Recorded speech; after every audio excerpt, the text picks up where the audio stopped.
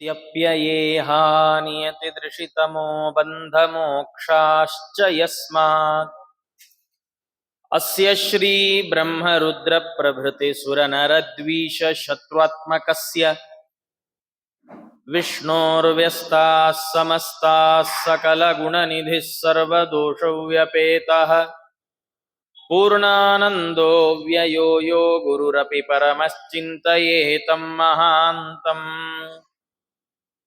स्वान्तस्थानन्तशय्याय पूर्णज्ञानरसार्णसे उत्तुङ्गवाक्तरङ्गाय मध्वदुग्धाब्धये नमः। मूकोऽपि यत्प्रसादेन मुकुन्दशयनायते राजराजायते रिक्तो राघवेन्द्रं तमाश्रये। तपस्वाध्याय शुश्रूषा कृष्णपूजारतं मुनिं विश्वेशमिष्टदं वन्दे परिव्राट् चक्रवर्तिनम्। आपादमौलिपर्यन्तं गुरूणामाकृतिं स्मरेत् तेन विघ्नाः प्रणश्यन्ति सिद्ध्यन्ति च मनोरथाः। स्वस्त्यस्तु सतां श्रीगुरुभ्यो नमः। हरिः ओम्। करोतु मम कल्याणं हरिर्हयमुखाभिधः गुरुश्च मध्वनामा मे वरदोऽस्तु निरन्तरम्।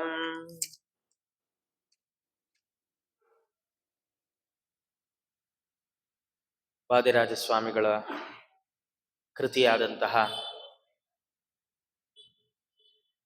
ಸರಸ ಭಾರತಿ ವಿಲಾಸ ಇದರ ಚಿಂತನೆಯನ್ನ ನಡೆಸ್ತಾ ಇದ್ದೇವೆ.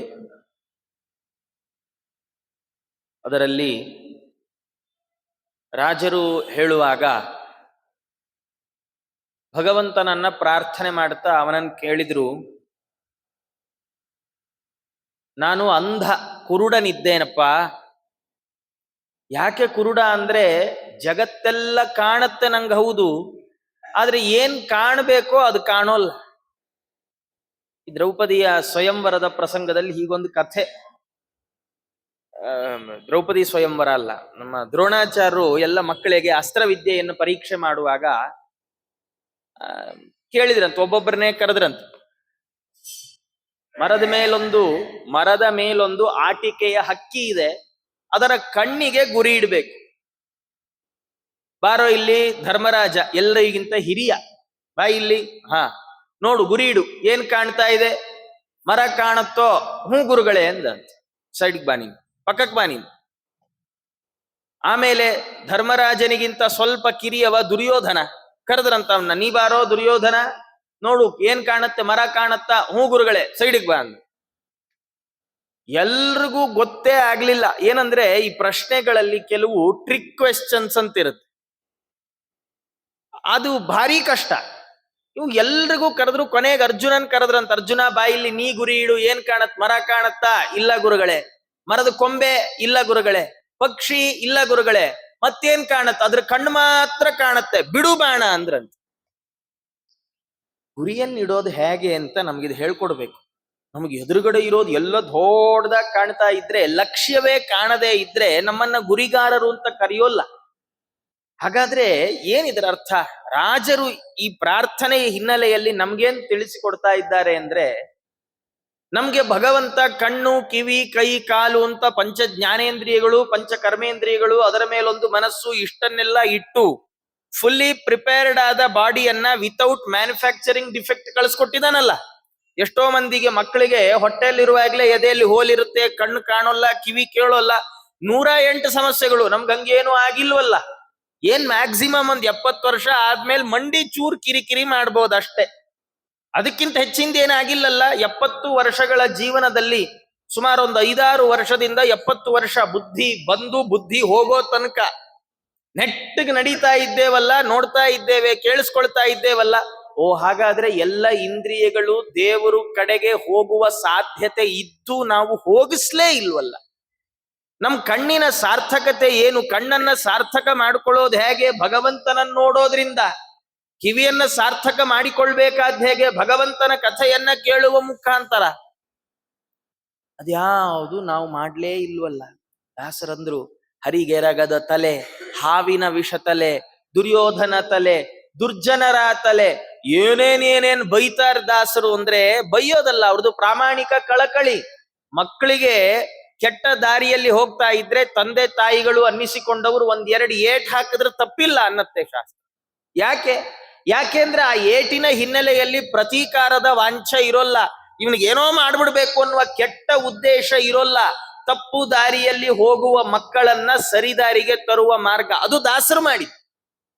ಹಾಗಾದ್ರೆ ನಮ್ ಕಣ್ಣು ಸಾರ್ಥಕ ಆಗ್ಬೇಕಿತ್ತು, ದೇವರನ್ನ ನೋಡಿ ನೋಡ್ತಾನೆ ಇಲ್ಲ. ಅದಕ್ಕೆ ರಾಜರು ಚಮತ್ಕಾರವಾಗಂದ್ರು, ಏನು? ಅಂಧೋಹಂ, ನಾ ಕುರುಡ ಇದ್ದೇನ್ ಸ್ವಾಮಿ. ಎಲ್ಲೂ ಸರ್ತಿ ಹೀಗಾಗತ್ತೆ. ನಡ್ಕೊಂಡು ಹೋಗುವಾಗ ರಸ್ತೆಯಲ್ಲಿ ಯಾರಿಗೋ ತಾಕೊಂಡು ನಡ್ಕೊಂಡು ಹೋದ್ರೆ ಅವ್ರು ಏನಾರು ತುಂಬಾ ಉತ್ಸಾಹದಲ್ಲಿದ್ರೆ, ಏನ್ರಿ ಕಣ್ ಕಾಣಲ್ವಾ ಅಂತಾರೆ. ಕಣ್ ಕಾಣಲ್ವಾ ಅಂತ ಪ್ರಶ್ನೆ ಮಾಡ್ತಾರ? ಕಣ್ ಕಾಣದೆ ಇರೋನ್ ರಸ್ತೆಯಲ್ಲಿ ನಡ್ಕೊಂಡು ಹೆಂಗ್ ಹೋಗ್ತಾನೆ? ಏನು ಕೈಗೆ ಏನು ಸಾಧನ ಇಲ್ಲದೆ ಕಣ್ ಕಾಣದೇ ಇದ್ದವ್ರು ನಡೀತಾರೆ ಹೇಗೆ? ಕೋಲ್ ಇಟ್ಕೊಂಡು ಅಥವಾ ಇನ್ನೇನಾರು ಸಹಕಾರದಿಂದ. ಏನು ಇಲ್ಲದೆ ಒಳ್ಳೆ ಆನೆ ನಡೆದಂಗ್ ನಡೀತಾ ಇದ್ದಾನೆ ಅಂದ್ರೆ ಕಣ್ ಕಾಣುತ್ತೆ. ಕೇಳ್ದವನ ಉದ್ದೇಶ ಏನು? ಅಲ್ಲಯ್ಯ ಅಷ್ಟ್ ಚೆನ್ನಾಗಿ ಕಣ್ ಕಾಣುತ್ತೆ, ಎದುರುಗಡೆ ದೇವ್ನಂಗ್ ನಾ ಬರ್ತಾ ಇದ್ದೀನಿ, ಕಾಣಿಸ್ತಿಲ್ವೇ ಅಂತ ಅರ್ಥ ಅಷ್ಟೆ. ಹಾಗೆ ರಾಜರಂದ್ರು ಅಂಧೋಹಂ, ನಾನು ಕುರುಡ. ಅಯ್ಯೋ ಅಷ್ಟ್ ಚೆನ್ನಾಗಿ ಕಣ್ಣಿದೆಯಲ್ಲಯ್ಯ, ಕುರುಡ ಅಂತಿರಲ್ಲ ನೀವು ನಿಮ್ಮನ್ನ. ಹಾಗಲ್ಲ. ಯಾವುದು ಕಾಣಬೇಕು? ಎದುರುಗಡೆ ದೊಡ್ಡ ವಿರಾಟ್ ರೂಪದ ಭಗವಂತ ಇದ್ರು, ಅವನನ್ನು ತಲುಪುವ ದಾರಿ ಇದ್ರು, ಅದು ನಮ್ ಕಣ್ಣಿಗೆ ಕಾಣ್ತಾ ಇಲ್ವಲ್ಲ. ಹಾಗಾಗಿ ನಾನು ಅಂಧ ಇದ್ದೇನೆ ಸ್ವಾಮಿ, ನೀನೇನ್ ಮಾಡು, ನನ್ನನ್ನ ಕೃಪೆಯಿಂದ ನೀನ್ ಹಿಡಿದ್ರು ಉಂಟು, ಇಲ್ದಿದ್ರಿಲ್ಲ. ಏನಂದ್ರೆ ನಮ್ದು ಹೆಂಗಂದ್ರೆ ಪರಿಸ್ಥಿತಿ, ಭಗವಂತನನ್ನ ತಲುಪುವಾಗ ದಾಸರಂದ್ರು ಸರ್ವ ಸಮರ್ಪಣೆಯೇ ಸದುಪಾಯ, ತನು ನಿನ್ನದು, ಜೀವನ ನಿನ್ನದು, ಅನುದಿನದಲ್ಲಿ ಬಾಹೋ ಸುಖ ದುಃಖ ಎಲ್ಲ ನಿನ್ನದಯ್ಯ ಅನ್ಬೇಕು. ಒಳ್ಳೇದೆಲ್ಲ ನಂಗ್ ಬರ್ಲಿ, ಕೆಟ್ಟದೆಲ್ಲ ದೇವ್ರಿಗಿಟ್ಟು ಬಿಡೋಣ. ಕೆಲವ್ರು ಹಿಂಗ್ ಮಾಡ್ತಾರ್ರಿ, ಸಂಬಳ ಬಂದ್ರೆ ಫುಲ್ ಅಕೌಂಟ್ಗೆ ಹೋಗ್ಬೇಕು, ಯಾಕೆ? ವೈಟ್ ಮನಿ. ಅದೇ ಬ್ಲ್ಯಾಕ್ ಅಲ್ಲಿ ಏನಾದ್ರು ತಗೊಂಡ್ರೆ ಅದ್ರಲ್ಲಿ 50% ದೇವ್ರಿಗೆ ಅಂತ ತೆಗೆದಿಡ್ತಾರೆ, ಯಾಕೆ? ಪಾಪದಲ್ಲಿ ಅವನಿಗೂ ಒಂದ್ ಶೇರ್ ಇರ್ಲಿ ಅಂತ. ಇಂಥವೆಲ್ಲ ಇದ್ದಾವೆ.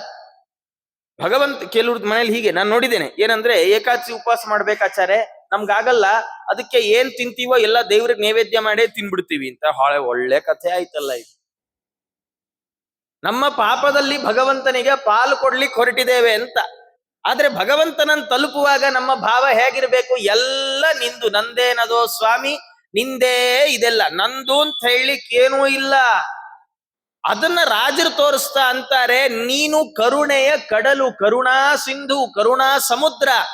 ನೀನೇ ನನ್ನನ್ನು ಕೈ ಹಿಡಿದು ಸನ್ಮಾರ್ಗದಲ್ಲಿ ನಡೆಸಿದ್ರೆ ನಾನ್ ನಡೆದೇನು, ಇಲ್ಲ ನಾನ್ ನಡಿಲಿಕ್ಕೆ ಸಾಧ್ಯವೇ ಇಲ್ಲ. ಹಾಗೆ ಅಂತ ರಾಜರು ಹೇಳಿ ಪ್ರಾರ್ಥನೆ ಮಾಡ್ತಾ ಅವ್ರು ಮುಂದಂತಾರೆ, ಅಲ್ಲ ಆಚಾರ್ಯ ನೀವೇನೋ ಹೇಳ್ತೀರಿ, 3 ಹೊತ್ತು ಸಂಧ್ಯಾವನೆ ಮಾಡ್ಬೇಕು, ದೇವ್ರ ಪೂಜೆ ಮಾಡ್ಬೇಕು, ದೇವ್ರ ಸ್ತೋತ್ರ ಹೇಳ್ಬೇಕು, ಜಾವದಿ ಎದ್ದು ನೆರೆ ಹೊರೆಯು ಕೇಳುವಂತ ಎಲ್ಲ ನೀವು ಹೇಳ್ತೀರಿ ಸರಿ. ಆದ್ರೆ ನಾವು ಇದನ್ನೆಲ್ಲ ಅನುಷ್ಠಾನ ಮಾಡಿದ್ರೆ ನಮ್ಮ ಪಕ್ಕದವರೆಲ್ಲ ನೋಡಿ ಆಡ್ಕೊಳ್ತಾರಲ್ಲ.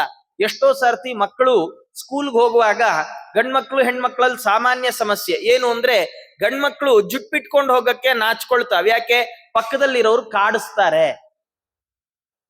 ಹೆಣ್ಮಕ್ಳು ಬಳೆ ಗಿಳೆ ಹಾಕೊಂಡು ಒಳ್ಳೆ ಲಕ್ಷಣವಾಗಿ ಕುಂಕುಮ ಇಟ್ಕೊಂಡು ಹೋಗಕ್ ಸಂಕೋಚ ಮಾಡ್ಕೊಳ್ತಾರೆ, ಯಾಕೆ? ಯಾರು ಹಾಕೊಂಡ್ ಬಂದಿರಲ್ಲ, ನಾ ಮಾತ್ರ ಹಾಕೊಂಡು ಹೋದ್ರೆ ಎಲ್ರು ನನ್ನನ್ನ ಕಿಂಡಲ್ ಮಾಡ್ತಾರೆ. ಇದು ಮಕ್ಕಳದ್ ಮಾತ್ರ ಸಮಸ್ಯೆ ಅಲ್ಲ, ನಮ್ದು ಸಮಸ್ಯೆ. ನಮಗ್ ಗೊತ್ತಿಲ್ಲೇನು? ದೇವರನ್ನ ಜೋರಾಗಿ ನಾರಾಯಣ ಕೃಷ್ಣ ಗೋವಿಂದ ಅಂತ ದೇವರನ್ನ ಕರಿಬೇಕು ಅಂತ ಗೊತ್ತಿಲ್ಲೇನು? ಗೊತ್ತಿದೆ. ಊಟಕ್ಕೆ ಕೂತಾಗಾದ್ರೂ ಭಗವಂತನ ಸ್ಮರಣೆಯನ್ನ ಮಾಡ್ಬೇಕು ಅಂತ ಗೊತ್ತಿಲ್ಲ. ಕವಲೆ ಯಸ್ಯ ಗೋವಿಂದ ಅನು ಕೀರ್ತನಂ, ಭಗವಂತನ ಸ್ಮರಣೆಯನ್ನ ಹೆಜ್ಜೆ ಹೆಜ್ಜೆಗೆ ತುತ್ತಿಗೆ ಮಾಡ್ಬೇಕು ಅಂತ ಗೊತ್ತಿಲ್ವಾ? ಗೊತ್ತಿದೆ. ಆದ್ರೂ ಏನೋ ಸಂಕೋಚ. ಯಾರಾದ್ರೂ ಹಿಂಗೆ 4 ಜನ ಕೂತಾಗ ಆರಾಧನೆಯ ಪರ್ವಕಾಲವೋ ಊಟಕ್ಕೆ ಕೂತಾಗ್ಲೋ ಒಂದೇ ಒಂದು ಹಾಡು ಹೇಳಿ, ಒಂದು ಶ್ಲೋಕ ಹೇಳಿ ಅಂದ್ರೆ ಎಲ್ಲ ಬರ್ತಾ ಇರುತ್ತೆ, ಆದ್ರೂ ಹೇಳಲ್ಲ. ಅಯ್ಯೋ ಇರ್ಲಿ ಬಿಡಿಪ್ಪ ಅಂತ. ಏನ್ ಸಂಕೋಚ, ಏನ್ ನಾಚಿಕೆ. ಅದೇ ಇನ್ನೊಬ್ರ ಬಗ್ಗೆ ಬಾಯಿಗೆ ಬಂದ ಹಾಗೆ ಹೊರಟುವಾಗ ನಾಚಿಕೆ ಇಲ್ಲ, ಅವ್ರೇನ್ ಅಂದ್ಕೊಂಡ್ ಬಿಡ್ತಾರೋ ಅಂತ ಚಿಂತೆಯೇ ಇಲ್ಲ. ಅವ್ರ ಪಕ್ಕದಲ್ಲೇ ಇರ್ತಾರೆ, ಬಾಯಿಗೆ ಬಂದಂಗ್ ಬೈತಾ ಇರ್ತೀವಿ, ಅಯ್ಯೋ ಅವ್ರಿಗೇನ್ ಕೇಳಿಸಲ್ಲ ಬಿಡ್ರಿ, ದೂರ ಇದ್ದಾರೆ ಅಂತೀವಿ. ರಾಜರನ್ ಯಾರೋ ಈ ಪ್ರಶ್ನೆ ಕೇಳಿದ್ರಂತ, ಸ್ವಾಮಿ ನಾವೆಲ್ಲ ಮಾಡ್ತೀವಿ, ಆದ್ರೆ ಕಂಡವರು ನೋಡಿ ಆಡ್ಕೊಂಡ್ರೆ ನಮ್ ಪರಿಸ್ಥಿತಿ ಏನು, ಸಮಾಜದಲ್ಲಿ ಬದುಕೋದು ಹೇಗೆ? ರಾಜರಂದ್ರು, ನೀ ಯಾಕಯ್ಯ ಚಿಂತೆ ಮಾಡ್ತಿ, ಅನುತ್ಸಾಹ ಮಹೋತ್ಸಾಹ ಚರಣ ಸ್ಮರಣೆ ಸತಾಂ ಶರಣೆ ಸತಿ ಜಲ್ಪಂತಃ ಕಿಮ ಸಂತೋಹ ಸಂತುನಃ. ಅನುತ್ಸಾಹ ಮಹೋತ್ಸಾಹ ಎರಡು ಕೆಟಗರಿಯ ನಮಸ್ಕರಿಸಲಿಕ್ಕೆ ಯೋಗ್ಯರಾದ ಇಬ್ಬರಿದ್ದಾರೆ. ಅನುತ್ಸಾಹ ಅನ್ನುವ ಶಬ್ದಕ್ಕೆ ರುಜುದೇವತೆಗಳು ಅಂತ ಅರ್ಥ. ಯಾಕೆಂದ್ರೆ ರುಜೂಣಾಂ ಏಕ ಏವಾಸ್ತಿ ಪರಮೋತ್ಸಾಹ ವರ್ಜನಂ ಅಂತ. ರುಜುಗಳಿಗೆ ಉತ್ಸಾಹವೇ ಇಲ್ವಂತ. ಉತ್ಸಾಹ ಇಲ್ಲ ಅಂದ್ರೆ ಏನರ್ಥ ಸ್ವಲ್ಪ ನಾವು ಅರ್ಥ ಮಾಡ್ಕೊಳ್ಬೇಕು. ನಮಗೆಲ್ಲ ಅಕಸ್ಮಾತ್ ಈಗ ಅಪರೋಕ್ಷ ಜ್ಞಾನ ಆಯ್ತು ಅಂತ ಇಟ್ಕೊಳ್ಳಿ. ಅಕಸ್ಮಾತ್ ಅಂತ ಯಾಕೆ ಹೇಳಿದೆ ಅಂತ ಈಗ ಗೊತ್ತಾಯ್ತಲ್ವಾ. ಅಕಸ್ಮಾತ್ ಅಪರೋಕ್ಷ ಜ್ಞಾನ ಆಯ್ತು ಅಂತ ಇಟ್ಕೊಳ್ಳಿ. ನಮ್ಗೆ ಯಾವಾಗ ಮೋಕ್ಷ ಆಗತ್ ಗೊತ್ತೋ? ಈಗ ಯಾವ ಬ್ರಹ್ಮದೇವರು ಇದಾರಲ್ಲ, ಬ್ರಹ್ಮ ಪದವಿಯಲ್ಲಿ ಯಾವ ದೇವತೆ ಇದ್ದಾರೋ ಅವರಿಗೆ ಮೋಕ್ಷ ಆಗುವಾಗ, ಅಂದ್ರೆ ಈ ಬ್ರಹ್ಮಕಲ್ಪ ಮುಗಿಯುವಾಗ ಆ ಬ್ರಹ್ಮದೇವರ ಜೊತೆನೆ ನಮಗೂ ಮೋಕ್ಷ. ಯಾಕೆಂದ್ರೆ ಮೋಕ್ಷದ ಬಾಗ್ಲು ನಂಗೊಂದ್ಸತಿ, ನಿಮ್ಗೊಂದ್ಸತಿ, ಪಕ್ಕದ ಮನೆಯವ್ರಿಗೊಂದ್ಸತಿ, ಎದುರು ಮನೆಯವ್ರಿಗೊಂದ್ಸತಿ ತೆಗಿಯಲ್ಲ, ಒಂದ್ಸತಿ ತೆಗಿಯತ್ತೆ. ಅದು ತೆಗಿಯೋದು ನಮ್ಗೆ ನಿಮ್ಗೆ ಅಲ್ಲ, ಬ್ರಹ್ಮದೇವ್ರಿಗೋಸ್ಕರ. ಬ್ರಹ್ಮದೇವರ ಸಾಧನಾ ಪೂರ್ತಿ ಆದ ಪ್ರಯುಕ್ತವಾಗಿ ಭಗವಂತನ ಅನುಗ್ರಹ ವಿಶೇಷದಿಂದಾಗಿ ಮೋಕ್ಷದ್ವಾರದ ಉದ್ಘಾಟನೆ. ಆವಾಗ ಯಾರ್ಯಾರ ಸಾಧನೆ ಕಂಪ್ಲೀಟ್ ಆಗಿರುತ್ತೋ ಎಲ್ಲ ಹೋಗ್ಬೋದು. ಅಲ್ಲಿವರೆಗೂ ಎಲ್ರದು ವೆಯ್ಟಿಂಗ್ ಲಿಸ್ಟ್, ಕನ್ಫರ್ಮೇಶನ್ ಇಲ್ಲ. ಅಂದ್ರೆ ಟ್ರೈನ್ ಹತ್ಬಹುದು, ಮೋಕ್ಷದ ಹಾದಿಯಲ್ಲಿದ್ದೇವೆ, ಮೋಕ್ಷ ಸಿಗುತ್ತೆ ಗೊತ್ತು. ಯಾವಾಗ ಅಂದ್ರೆ ಬ್ರಹ್ಮದೇವ್ರದೆಲ್ಲ ಮುಗಿದ ಮೇಲೆ ಅಷ್ಟೇ. ಏನಂದ್ರೆ ಈ ಮಕ್ಕಳು ಎಲ್ಲ ಊರಿಗೆ ಹೊರಡ್ಲಿಕ್ಕೆ ತಯಾರಾಗುವಾಗ ಮನೆಯಲ್ಲಿ ಮಕ್ಕಳನ್ನೆಲ್ಲ ಮೊದಲು ರೆಡಿ ಮಾಡಿಬಿಡ್ತಾರೆ. ಎಲ್ಲ ಬೇಗ ಬೇಗ ಬಟ್ಟೆ ಗಿಟ್ಟೆ ಎಲ್ಲ ಹಾಕಿ ಎಲ್ಲ ಮುಗಿಸಿ ಎಲ್ಲ ರೆಡಿ ಮಾಡಿ ಯಾವಾಗ ಹೊರಡೋದು ಅಂದ್ರೆ ಅಪ್ಪ ಅಮ್ಮನ ಕೆಲಸ ಮುಗಿದ ಮೇಲೆ ಅಂತ. ಮಕ್ಕಳು ರೆಡಿ ಆದ್ರೂ ನಮ್ಮ ಪಾಡಿಗೆ ನಾವು ಮುಂದೆ ಹೋಗಿರ್ತೀವಿ, ನಿಮ್ಮ ಪಾಡಿಗೆ ನೀವು ಬನ್ನಿ, ಇಲ್ಲ ಅವೆಲ್ಲ ಆಗಲ್ಲ. ನೀವು ಮೊದಲು ರೆಡಿಯಾಗಿ, ನೀವು ಯಾವಾಗ್ಲೇ ರೆಡಿಯಾಗಿ, ನಮ್ದು ಕೆಲಸ ಆದ್ಮೇಲೆ ಹೊರಡ್ತಾ ಇರೋದು ಅಷ್ಟೇ. ಹಾಗಿರೋ ಹಾಗೆ ಎಲ್ಲ ಜೀವರಿಗೆ ಅಪರೋಕ್ಷ ಜ್ಞಾನ ಆಗಿ ಮೋಕ್ಷ ನಿಶ್ಚಯ ಆದ್ರೂ ಮೋಕ್ಷಕ್ಕೆ ಹೋಗ್ಲಿಕ್ಕಾಗೋದು ಈಗಿನ ಬ್ರಹ್ಮದೇವರು ಹೊರಟಾಗ ಮಾತ್ರ. ಅಂದ್ರೆ ನಮ್ಗೆ ಈಗ ಅಪರೋಕ್ಷ ಜ್ಞಾನ ಆಯ್ತು, ಇದೇ ಬ್ರಹ್ಮಕಲ್ಪ ಮುಗಿಯುವಾಗ ನಮ್ಗೆ ಮೋಕ್ಷ. ಆದ್ರೆ ರುಜುದೇವತೆಗಳಿಗಾಗಿಲ್ಲ. ರುಜುದೇವತೆಗಳದ್ದೇನಂದ್ರೆ ಅವ್ರಿಗೆ ಈಗ ಅಪರೋಕ್ಷ ಜ್ಞಾನ ಆಗೋಯ್ತು, ಅವ್ರು ಮೋಕ್ಷ ಆಗೋದು ಯಾವಾಗ ಗೊತ್ತೇನು? 100 ಬ್ರಹ್ಮದೇವರ ಕಳೆದ ಮೇಲೆ. ಅಲ್ಲಿ ತನಕ ವೇಟಿಂಗ್ ಲಿಸ್ಟ್ ಅವ್ರದ್ದು. ಅಂದ್ರೆ ಅವರು ರುಜುಗಣಕ್ಕೆ ಬರುವಾಗ್ಲೇ, ಕಲ್ಕಿ ಅನ್ನುವ ಹೆಸರಿನ ಪದವಿಗೆ ಬರುವಾಗ್ಲೇ ಆ ದೇವತೆಗೆ, ಬ್ರಹ್ಮ ಪದವಿಗೆ ಯೋಗ್ಯರಾದ ಆ ಜೀವಕ್ಕೆ ಅಪರೋಕ್ಷ ಜ್ಞಾನ ಆಗೋಗಿರುತ್ತೆ. ಅವ್ರು ರಪ್ಪಂತ ಮೋಕ್ಷಕ್ಕೆ ಹೋಗೋ ಹಂಗಿಲ್ಲ. ಅವ್ರು ಏನ್ ಮಾಡ್ಬೇಕು? 99 ಕಲ್ಪ ಕಾಯ್ಬೇಕು, ಬ್ರಹ್ಮದೇವರಾಗ್ಬೇಕು. ಅವರು ಬ್ರಹ್ಮ ಪದವಿಗೆ ಬಂದು ದೇವರು ಅವರಿಗೆ ಕೊಟ್ಟಿರುವ ಕೆಲಸವನ್ನ ಭಗವತ್ ಸೇವಾ ರೂಪದಲ್ಲಿ ಮಾಡಿ ಮುಗಿಸಿದ್ರೇನೆ ಅವರಿಗೆ ಮೋಕ್ಷ. ಹಂಗಾಗಿ ನಾವು ಭಾರಿ ಗಡಿಬಿಡಿಲಿರ್ತೀವಿ, ಭಾರಿ ನಮ್ಗೆ ಟೆನ್ಷನ್ ಬೇಗ ಬೇಗ ಬೇಗ ಬೇಗ. ರುಜುದೇವತೆಗಳಿಗದು ಯಾವುದೂ ಇಲ್ಲ, ಸದಾ ಭಗವಂತನ ಚಿಂತನೆ ಮಾಡ್ತಾ ಕೂತು. ಹಾಗಾಗಿ ರುಜುದೇವತೆಗಳನ್ನ ಕರೆಯುವಾಗ ಅಯ್ಯೋ ಹಾಗಾದ್ರೆ ನಮ್ಗೆ ಭ್ರಷ್ಟಾಚಾರ, ಅವರಷ್ಟು ಕಾಯ್ಬೇಕಿಲ್ಲ ಅನ್ಕೊಳ್ಬೇಡಿ. ಕಾಸಕ್ ತಕ್ಕ ಕಜ್ಜಾಯ. ನಮ್ದು 1 ಕಲ್ಪ ಸಾಧನೆ 1 ಕಲ್ಪಕ್ಕಾಗುವಷ್ಟು ಆನಂದ, ಅವ್ರದ್ದು 100 ಕಲ್ಪ ಸಾಧನೆ ಅಲ್ವಾ. ಭಗವಂತನ ಅವಯವಗಳಲ್ಲಿ ತಮ್ಮ ಅವಯವಗಳನ್ನಿಟ್ಟು ಆನಂದವನ್ನು ಅನುಭವಿಸುವ ಸ್ಪೆಷಲ್ ಮೋಕ್ಷ. ಅವರಿಗೋಸ್ಕರ ಸಾರ್ಷ್ಟಿ ಎನ್ನುವ ಮೋಕ್ಷವನ್ನ ಭಗವಂತ ಸೃಷ್ಟಿ ಮಾಡಿ ಕೊಟ್ಬಿಟ್ಟಿದ್ದಾನೆ. ಹಾಗಾಗಿ ಅವರೇನಂದ್ರೆ ಅವರಿಗೆ ಅನುತ್ಸಾಹ ಅಂತ ಕರೀತಾರೆ. ಇನ್ನು ಮಹೋತ್ಸಾಹ ಅಂದ್ರೆ ಯಾರು? ಭಗವಂತ. ಅವನು ಎಲ್ಲರಿಗಿಂತ ಉತ್ಸಾಹಿ. ಏನು ಒಂದು ಕ್ಷಣ ಸುಮ್ಮನಿರೋಲ್ಲ. ಯೋಚನೆ ಮಾಡಿ, ನಮ್ಗೆ ಮನೆಯಲ್ಲಿ 2 ಮಕ್ಕಳು 3 ಮಕ್ಕಳಿದ್ರೇನೆ ಕೈ ಕಾಲು ಎಲ್ಲ ಬಿದ್ದೋಗುತ್ತೆ. ರಾತ್ರಿ 9 ಗಂಟೆ ಮೇಲೆ ಯಾರು ಮಾತಾಡಿಸಿದ್ರೆ ಕಪ್ಪಾಳಕ್ ಹೊಡಿಯೋಣ ಅನ್ನೋದು ಸಿಟ್ಟು ಬಂದ್ಬಿಡುತ್ತೆ. ಯಾಕೆ? ನಿಂಗೇನ್ ಗೊತ್ತಾಗತ್ತೆ? ಬೆಳಗ್ಗಿಂದ 1 2 ತಿಂಡಿ ಮಾಡ್ಬೇಕು, ಅಡಿಗೆ ಮಾಡ್ಬೇಕು, ಮನೆ ಗುಡಿಸ್ಬೇಕು, ಒರೆಸ್ಬೇಕು, ಸಾರಿಸ್ಬೇಕು, ಎಷ್ಟು ಕೆಲಸ ಮಾಡ.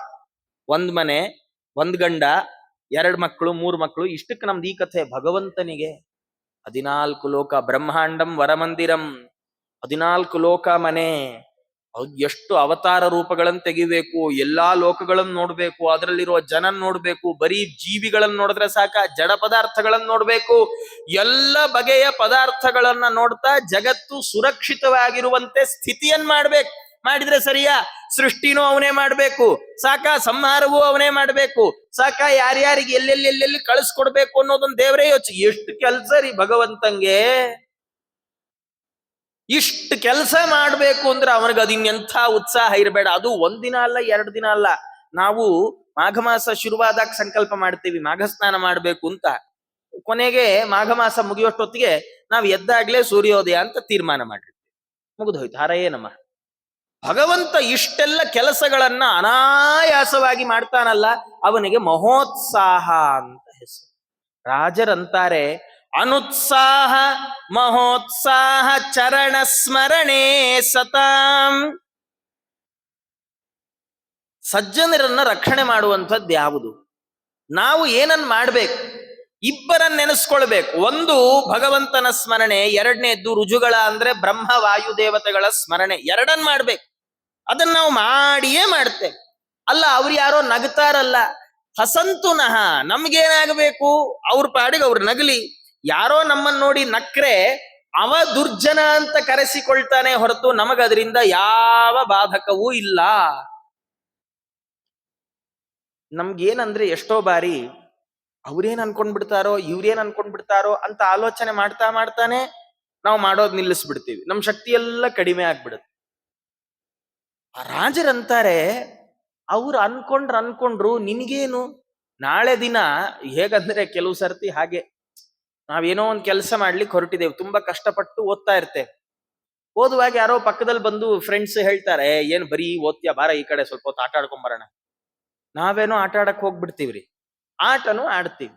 ಎಲ್ಲ ಮುಗಿದ ಮೇಲೆ ಸರಿಯಾಗಿ ಓದದೆ ಪರೀಕ್ಷೆಯಲ್ಲಿ ಡುಮ್ಕಿ ಹೊಡೆದು ಆ ಸರ್ಟಿಫಿಕೇಟ್ ಇಟ್ಕೊಂಡು ಕೆಲ್ಸಕ್ಕೆ ಹೋದಾಗ ಕೆಲಸ ಸಿಗದೆ ನಮ್ಗೆ ಸಂಬಳ ಕೈಗೆ ಬರಲ್ವಲ್ಲ, ಆಗ ನಮ್ಮ ಮನೆಯಲ್ಲಿ ಯಾರು ಹಸಿವೆ ಆಯ್ತು ಅಂದ್ರೆ ಪಕ್ಕ ಅವನ್ ಬಂದು ಊಟಕ್ಕೆ ಹಾಕ್ತಾನೇನು? ನಮ್ದು ನಮ್ಗೆ. ರಾಜರಂತಾರೆ ನೀವು ಭಗವಂತ ವಾಯುದೇವರ ಬ್ರಹ್ಮದೇವರ ರುಜುಗಳ ಸ್ಮರಣೆ ಮಾಡ್ತೀರಿ, ನಿಮಗೆ ಮುಕ್ತಿ ಸಿಗುತ್ತೆ. ನೀವು ಪಕ್ಕದಲ್ಲಿರುವವ ನನ್ನನ್ನು ನೋಡಿ ಆಡಿಕೊಳ್ತಾನೆ, ನಾನು ಸ್ಮರಣೆ ಮಾಡೋದು ಹೇಗಪ್ಪ ಅಂತ ವಿಚಾರ ಮಾಡಿ ಅವರ ಸ್ಮರಣೆ ಮಾಡೋದನ್ನ ಬಿಟ್ರೆ ನಿಮಗೆ ಮೋಕ್ಷ ಸಿಗದೆ ಇದ್ರೆ ಅವನು ಬಂದು ನಿಮ್ಮನ್ನ ರೆಕಮೆಂಡ್ ಮಾಡಿ ಮೋಕ್ಷಕ್ಕೆ ಕರ್ಕೊಂಡು ಹೋಗ್ತಾನೇನು? ನಿಮ್ಮ ಸಾಧನೆ ನಿಮ್ದು. ಜೀವ ಪ್ರತಿಯೊಬ್ಬ ತನ್ನ ಸಾಧನೆಯನ್ನ ತಾನೇ ಮಾಡ್ಕೊಳ್ಬೇಕು. ನಾನ್ ಮಾಡಿದ್ದು ನನಗೆ, ಮಾಡಿದ್ದುಣ್ಣೋ ಮಹಾರಾಯ ಅಂತ ಅದು ಗಾದೆ. ನಾವು ನಮ್ಮನೆ ಅಡಿಗೆಗೆ ಅನ್ಕೊಂಡ್ಬಿಡ್ತೀವಿ ಆ ಗಾದೆನ. ಅದು ನಮ್ಮನೇಲಿ ಮಾಡೋ ಅಡಿಗೆಗೆ ಸಂಬಂಧಪಟ್ಟ ಗಾದೆ ಅಲ್ಲ, ನಮ್ಮ ಪುಣ್ಯ ಪಾಪಗಳಿಗೆ ಸಂಬಂಧಪಟ್ಟ ಗಾದೆ. ನಾನು ಮಾಡಿದ್ದನ್ನು ನಾನೇ ಅನುಭವಿಸ್ಬೇಕು. ಅವಶ್ಯಂ ಅನುಭೋಕ್ತವ್ಯಂ ಕೃತಂ ಕರ್ಮ ಶುಭಾಶುಭಂ. ಎಂಥದ್ದೇ ಕರ್ಮ ಇರ್ಲಿ ಅದನ್ನು ಅನುಭವಿಸ್ಬೇಕಾದವ ನಾನೇ. ಹಾಗಾದ್ರೆ ಭಗವತ್ಪಾದ ಸ್ಮರಣೆಯಿಂದ ದೊಡ್ಡ ಪ್ರಯೋಜನ ಇದೆ, ಭಗವಂತನ ನಾಮ ಸಂಕೀರ್ತನೆಯಿಂದ ದೊಡ್ಡ ಪ್ರಯೋಜನ ಇದೆ. ಇವತ್ತು ಯಾರೋ 4 ಮಂದಿ ನಕ್ರು ಅಂತ ಅದನ್ನ ನೀವು ಬಿಟ್ರೆ ಆ ಪ್ರಯೋಜನ ನಿಮಗೆ ತಂದು ಕೊಡುವವ ಯಾರು? ಮತ್ಯಾರು ತಂದು ಕೊಡೋಲ್ಲ. ಹಾಗಾಗಿ ಅವ್ರಂತಾರೆ ಶರಣೆ ಸತಿ ಜಲ್ಪಂತಹ. ಏನ್ ಬಾಯಿಗೆ ಬಂದ ಹಾಗೆ ಹರಟ್ಲಿ ಅವರು, ಜಲ್ಪಂತಹ, ಸುಮ್ನೆ ಏನೋ ಮಾತಾಡ್ಲಿ ನಮ್ ಬಗ್ಗೆ. ಅಯ್ಯೋ ಅವ್ರನ್ನೆಲ್ಲ ಕೆಲವು ಬಾರಿ ಹೀಗಾಗತ್ತೆ, ಸಂಬಂಧಿಕರುಗಳೇ ನಮ್ಮನ್ನ ಮನೆ ಕರೆಯೋದ್ ನಿಲ್ಲಿಸ್ಬಿಡ್ತಾರೆ. ಅಯ್ಯೋ ಅವ್ರನ್ನ ಕರಿಯಕ್ಕಾಗಲ್ಲಪ್ಪ, ತುಂಬಾ ಮಡಿ ಮಾಡ್ತಾರೆ. ಒಳ್ಳೇದಾಯ್ತು ಅನ್ಕೊಳ್ಬೇಕಂತ. ರಾಜರಂದ್ರು ಅವ್ರು ಏನಾರು ಮಾಡ್ಕೊಳ್ಳಿ, ನಾಳೆ ದಿನ ಅವರು ನೀವು ಒಂದೇ ದಾರಿಲಂತೂ ಹೋಗೋವ್ರಲ್ಲ, ಇಬ್ರದು ದಾರಿ ಬೇರೆ ಆದ್ಮೇಲೆ ಒಟ್ಟಿಗೆ ಸೇರ್ಬೇಕು ಅಂತ ಯಾಕೆ ಚಿಂತೆ ನಿಮ್ದು? ಶರಣೆ ಸತಿ ಜಲ್ಪಂತಹ ಕಿಂ ಅಸಂತಹ ಹಸಂತುನಃ. ಅವ್ರು ಏನಾರು ಮಾಡ್ಕೊಳ್ಳಿ, ನಮಗಂತೂ ಯಾವ ಚಿಂತೆಯೂ ಇಲ್ಲ ಅಂತ ರಾಜರು ಹೀಗಂತ ಅವ್ರಂತಾರೆ. ಕೋವಾ ಜೀವಾ ಪರಸ್ತ್ರಾತ ದೇವಾಶ್ರೀ ವಾಜಿ ದೇವತಃ ಯೋರ್ವಾ ಗಾಯತಿ ಯಶ್ಚೋರ್ಧ್ವಂ ತಾವುಭೌ ವಾಮನಾಶ್ರಿತೌ. ಎಷ್ಟೋ ಬಾರಿ ನಮಗನ್ಸತ್ತೆ ಜೀವನದಲ್ಲಿ ಏನು ನಾವು ಅನ್ಕೊಂಡ ಹಾಗೆ ನಡೀತಾ ಇಲ್ಲ, ತಾನೊಂದು ಬಗೆದರೆ ದೈವ ಮತ್ತೊಂದು ಬಗೆದೀತು ಅಂತ. ನಾವು ಅಂದ್ಕೊಂಡ ಹಾಗೆ ನಡೀತಾ ಇಲ್ಲ, ಏನ್ ಮಾಡೋದು? ಯಾರು ಈ ಇಡೀ ದೇಹವನ್ನ ಜೀವನವನ್ನ ನಿಯಮಿಸುವವರು ಯಾರು? ನಾವೆಲ್ಲ ಅನ್ಕೊಳ್ತೀವಿ ನಮ್ಗೆ ಕಣ್ಣಕ್ಕೆ ಕಾಣೋದೇನು, ಉಸಿರಾಡ್ತಾ ಇದ್ದೇವೆ, ಬದುಕಿದ್ದೇವೆ. ಹಾಗಾದ್ರೆ ಉಸಿರು ನಮಗೆ ಬಹಳ ಪ್ರಧಾನ. ರಾಜರಂತಾರೆ ಇಲ್ಲ ಇಲ್ಲ, ದೇಹವನ್ನ ಕಾಪಾಡುವವ ಯಾರು ಅಂದ್ರೆ ಭಗವಂತ ಮಾತ್ರ. ಯಾಕೆ ಅಂದ್ರೆ ರಾಜರಂತಾರೆ, ಉಪನಿಷತ್ತಿನ ಮಾತಿದು, ಕಾಠಕೋಪನಿಷತ್ತಿನ ಮಾತಿದು. ಉಪನಿಷತ್ತಿನಲ್ಲಿ ಊರ್ಧ್ವಂ ಪ್ರಾಣ ಮುನ್ನಯತ್ಯಪಾನಂ ಪ್ರತ್ಯಗಸ್ಯತಿ ಮಧ್ಯೆ ವಾಮನಮಾಸೀನಂ ವಿಶ್ವೇ ದೇವ ಉಪಾಸತೆ ಅಂತ. ನೋಡಿ, ಗಾಳಿ ಯಾವಾಗ್ಲೂ ಅಡ್ಡ ಬೀಸೋ ಸ್ವಭಾವ. ಗಾಳಿ ಹೇಗೆ ಅಂದ್ರೆ ಅಡ್ಡ ಬೀಸತ್ತಟ್ಟೆ, ಉದ್ದುದ್ದ ಕೆಳಗೆಲ್ಲ ಬೀಸಲ್ಲ ಅಲ್ವಾ? ನಾವೇನಾದ್ರು ಉಫ್ ಅಂತ ಊದಿದ್ರೆ ಅಂದ್ರೆ ಯಾವುದೋ ಒಂದು ಶಕ್ತಿಯ ಒಂದು ವಶಕ್ಕೆ ಒಳಗಾಗಿ ಮೇಲೆ ಕೆಳಗೆ ಹೋಗ್ಬೇಕು, ಬಿಟ್ರೆ ಗಾಳಿಯ ಸ್ವಭಾವ ಎಂಥದ್ದು? ಅಡ್ಡಡ್ಡ ಬೀಸೋದು. ಆದರೆ ನಮ್ಮ ದೇಹದಲ್ಲಿ ನೋಡಿ, ಗಾಳಿ ಒಂದು ಬಗೆಯ ಗಾಳಿ ಮೇಲೆ ಬರುತ್ತೆ, ಉಸಿರಾಟ. ಒಂದು ಬಗೆಯ ಗಾಳಿ ಅಪಾನ ವಾಯುವಾಗಿ ಕೆಳಬದಿಯಿಂದ ಹೊರಟೋಗುತ್ತೆ. ಯಾವ್ದು ನಿಂತ್ರೂ ಕಷ್ಟ, ಯಾವ್ದು ನಿಂತ್ರೂ ಕಷ್ಟ. ದೇಹದಲ್ಲಿ ಗಾಳಿ ಅಡ್ಡ ಬೀಸುವ ಕ್ರಮ ಇಲ್ಲ. ಹಾಗಾದ್ರೆ ದೇಹದ ಒಳಗಿರುವ ಗಾಳಿ ಯಾರದ್ದೋ ಒಬ್ಬನ ನಿಯಮನಕ್ಕೆ ಒಳಪಟ್ಟು ಮೇಲೂ ಹೋಗುತ್ತೆ ಕೆಳಗೂ ಹೋಗುತ್ತೆ. ಮೇಲೆ ಹೋಗುವಾಗ ಅದಕ್ಕೆ ಪ್ರಾಣ ಅಂತ ಹೆಸರು, ಕೆಳಗೆ ಹೋದ್ರೆ ಅದೇ ಗಾಳಿಗೆ ಅಪಾನ ಅಂತ ಹೆಸರು. ಯಾರಿದನ್ನೆಲ್ಲ ಮಾಡ್ತಾ ಇರೋದು? ರಾಜರಂದ್ರು ತಾವುಭವು ವಾಮನಾಶ್ರಿತವು. ಭಗವಂತ ವಾಮನ ರೂಪದಲ್ಲಿ ನಮ್ಮೊಳಗೆ ಕುಳಿತುಕೊಂಡು ಗಾಳಿ ಎಷ್ಟು ಮೇಲ್ ಹೋಗ್ಬೇಕು, ಎಷ್ಟು ಕೆಳಗೆ ಹೋಗ್ಬೇಕು. ಎಷ್ಟೋ ಬಾರಿ ತುಂಬಾ ಫಾಸ್ಟ್ ಆಗಿ ಉಸಿರಾಡ್ಬಿಟ್ರೆ ಮನುಷ್ಯ ಕೃಷ್ಣಾರ್ಪಣ ಆಗ್ತಾನೆ, ತುಂಬಾ ಸ್ಲೋ ಆಗಿ ಉಸಿರಾಡ್ಬಿಟ್ರೆ ಮನುಷ್ಯ ಕೃಷ್ಣಾರ್ಪಣ ಆಗ್ತಾನೆ. ಅಪಾನವಾಯು ಯಾವಾಗ್ಲೂ ಹೊರಗೆ ಹೋಗ್ತಾ ಇದ್ರು ಮನುಷ್ಯ ಕೃಷ್ಣಾರ್ಪಣ, ಸರಿ ಹೋಗ್ಲೇ ಇಲ್ಲ ಹೊಟ್ಟೆ ಕಟ್ಬಿಟ್ರೆ ಆಗ್ಲೂ ಮನುಷ್ಯ ಕೃಷ್ಣಾರ್ಪಣ. ನಿಯತವಾದ ಪ್ರಮಾಣದಲ್ಲಿ ಎರಡೂ ವಾಯುಗಳ ಸಂಚಾರ ಆದರೆ ಮಾತ್ರ ಮನುಷ್ಯ ಸ್ವಸ್ಥನಾಗಿ ಇರ್ತಾನೆ. ಇದನ್ ಮಾಡುವವ ಯಾರು? ಭಗವಂತ ವಾಮನ ರೂಪದಲ್ಲಿ ಕುಳಿತುಕೊಂಡು ನಮ್ಮ ಹೃದಯ ಕಮಲದಲ್ಲಿ ಅಂಗುಷ್ಠ ಪರಿಮಿತನಾಗಿದ್ದುಕೊಂಡು ಪ್ರಾಣವಾಯುವನ್ನ ಪ್ರೇರಿಸ್ತಾನೆ, ಅಪಾನ ವಾಯುವನ್ನ ಪ್ರೇರಿಸ್ತಾನೆ. ಎಲ್ಲ ರೀತಿಯ 5 ಬಗೆಯ ಯಾವ ವಾಯುಗಳಿದ್ದಾವೆ, ಪ್ರಾಣ ಅಪಾನ ವ್ಯಾನ ಉದಾನ ಸಮಾನ ಅನ್ನುವ 5 ವಾಯುಗಳು ಎಲ್ಲವನ್ನು ಪ್ರೇರಿಸುವವ ತಾನು ಭಗವಂತ. ಇಂಥ ಭಗವಂತನ ಕರುಣೆಗೋಸ್ಕರವಾಗಿ ಎಷ್ಟು ಪ್ರಯತ್ನ ಪಟ್ಟರೂ ಕಡಿಮೆಯೇ. ಅವ್ರು ಏನು ಅಂತಾರೆ, ಇವ್ರು ಏನು ಅಂತಾರೆ ಅಂತೆಲ್ಲ ತಲೆ ಕೆಡಿಸ್ಕೊಳ್ಬಾರದು. ಎಲ್ಲ ಬಗೆಯಿಂದ ಭಗವಂತನನ್ನ ಒಲಿಸಿಕೊಳ್ಬೇಕು ಅಂತ ಹೀಗೆ ಭಗವಂತನನ್ನ ಸ್ತೋತ್ರ ಮಾಡ್ತಾ ಮುಂದುವರೆದು ಲಕ್ಷ್ಮೀದೇವಿಯ ಸ್ತೋತ್ರವನ್ನ ಅವರು ದ್ವಿತೀಯ ವಿಲಾಸದಲ್ಲಿ ಆರಂಭ ಮಾಡ್ತಾ, ಈ ವಿಲಾಸದಲ್ಲಿ ಎಲ್ಲರೂ ಲಕ್ಷ್ಮೀದೇವಿಯರು, ಬ್ರಹ್ಮದೇವರು, ವಾಯುದೇವರು, ಸರಸ್ವತಿ ದೇವಿಯರು, ಭಾರತೀ ದೇವಿಯರು, ಗರುಡ ದೇವರು, ಶೇಷದೇವರು, ರುದ್ರದೇವರು, ಸೌಪರ್ಣಿ, ಭಾರತಿ, ಗಂಗಾದೇವಿ, ಧವಳಗಂಗೆ, ತುಂಗೆ, ಎಲ್ಲ ನದಿಗಳ ಸ್ತೋತ್ರ, ಹೀಗೆ ಎಲ್ಲರಲ್ಲೂ ಪ್ರಾರ್ಥನೆ ಮಾಡ್ತಾರೆ. ನಾನ್ ಮಾಡೋ ಕೆಲಸ ನಿರ್ವಿಘ್ನವಾಗಿ ನಡೀಲಿ, ನಿಮಗೆ ನಮಸ್ಕಾರ, ನಿಮಗೆ ನಮಸ್ಕಾರ, ನಿಮಗೆ ನಮಸ್ಕಾರ. ಏನ್ ಕಥೆ ಅಂದ್ರೆ, ನಮ್ಮಲ್ಲಿ ಕೆಲವ್ರದ್ದು ಹೀಗೆ ಏನಂದ್ರೆ, ತಿರುಪ್ತಿಗೆ ಬರ್ತೀರೇನ್ರಿ? ಅಯ್ಯೋ ಇಲ್ಲಪ್ಪ, ನಮ್ದು ನರಸಿಂಹ ದೇವ್ರ ಒಕ್ಲು, ನಾವು ತಿರುಪ್ತಿಗೆ ಬರಂಗಿಲ್ಲ ಅಂತ. ಅದೇನೋ ನರಸಿಂಹ ದೇವ್ರ ಮನೆ ದೇವರಾದ್ರೆ ತಿರುಪ್ತಿಗೆ ಹೋಗ್ಬಾರ್ದು, ತಿಮ್ಮಪ್ಪ ಮನೆ ದೇವರಾದ್ರೆ ನರಸಿಂಹ ದೇವ್ರ ಹತ್ರ ಹೋಗ್ಬಾರ್ದು ಅಂತ ಯಾರು ಹಾಕೊಟ್ರು? ಇನ್ ಕೆಲವರಲ್ಲಿ ಹೀಗೊಂದು, ನಂಗೆ ಗೊತ್ತಿಲ್ಲ ಇದಕ್ಕೇನು ಆಧಾರ ಅಂತ, ಏನಂದ್ರೆ ಸ್ವಂತ ದುಡ್ಡಲ್ಲಿ ತಿರುಪ್ತಿಗೆ ಹೋಗ್ಬಾರ್ದು ಅಂತ, ಮನೆ ದೇವರು ಸ್ವಂತ ದುಡ್ಡಲ್ಲಿ ಹೋಗ್ಬಾರ್ದು ಅಂತ. ಪಾಪ ಅದಕ್ಕೆ ನೀವ್ ಹೋಗ್ತೀರಾ, ನೀವು ಹೋಗ್ತಾ ಇದ್ದೀರಾ, ನೀವು ನನ್ನೊಂದು ಕರ್ಕೊಂಡು ಹೋಗ್ಬಿಡಿ, ನನ್ನೊಂದು ಕರ್ಕೊಂಡು ಏನೇನೋ ಹಿಂಗೆಲ್ಲ. ರಾಜರು ಮಾತ್ರ ಅವ್ರಂತಾರೆ ಎಲ್ರೂ ಬೇಕು, ನಮ್ಗೆ ಯಾರು ಬೇಕು ಯಾರು ಬೇಡ. ಭಗವಂತನ ರೂಪಗಳಲ್ಲಿ ಭೇದ ಚಿಂತನೆ ಮಾಡ್ಲೇಬಾರದು, ಭಗವಂತನ ಎಲ್ಲ ರೂಪಗಳು ಒಂದೇ ಅನ್ನುವ ಚಿಂತನೆ ಇದು ಬೇಕೇ ಬೇಕು, ಇದು ಮುಖ್ಯ. ಇದ್ರ ಜೊತೆಗೆ ನಾವು ದೇವರನ್ನ ಮಾತ್ರ ಪೂಜೆ ಮಾಡ್ತೇವೆ, ನಮ್ಗೆ ರುದ್ರದೇವರನ್ನ ಕಂಡ್ರಾಗಲ್ಲ ಅಂದ್ಗಿಂದಿಯ ಅಂದ್ರು ರಾಜರು.